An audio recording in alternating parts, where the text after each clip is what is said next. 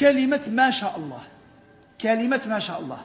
كثير من إخواننا هذه الكلمة يقولها الخوه كي يشوف منه حاجة عجباته، يشوف منه راهو فيه خير ولا يقول له ما شاء الله، ولكن هذا الأمر خطأ. متى نقول ما شاء الله؟ مليح نتعلموا.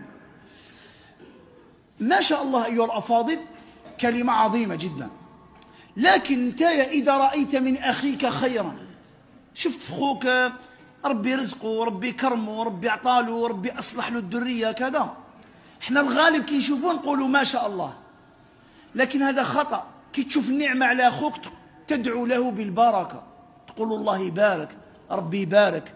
هذا هو الأصل. علاه؟ لأنه هو وش يحتاج كي راهو في الخير وانت شفت هذاك الخير؟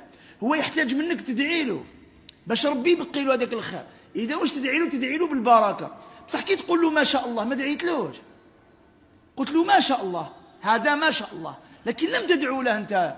وقتا تدعي له كي تقول له الله يبارك، ربي يبارك، صح. وقتا نقولوا ما شاء الله، هاو الفرق. كي تكون النعمة فيك أنت، كاين النعمة في غيرك تقول له الله يبارك، لكن إذا كانت النعمة فيك أنت، هنا تقول على نفسك، تقول ما شاء الله هنا. والدليل ما قاله الله تعالى في القرآن في قصة صاحب الجنتين سورة الكهف.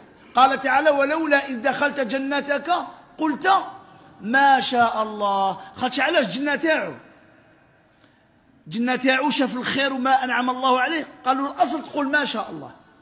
إذا كان الخير فيك أو في أبنائك أو في أقرب الناس إليك تقول ما شاء الله، وزيد يجوز تقول الله يبارك. لكن إذا كان الخير في غيرك الأصل أن تدعو له بالبركة. لهذا قال عليه الصلاة والسلام له أصل: إذا رأى أحدكم من أخيه ما يعجبه واش يدير؟ فليدعو له بالبركة. ما قالوش يقول له ما شاء الله، قال فليدعو له بالبركة. وجاء القرآن بينا إذا كان الخير فينا وفي أولادنا وفي أهلنا نقول ما شاء الله.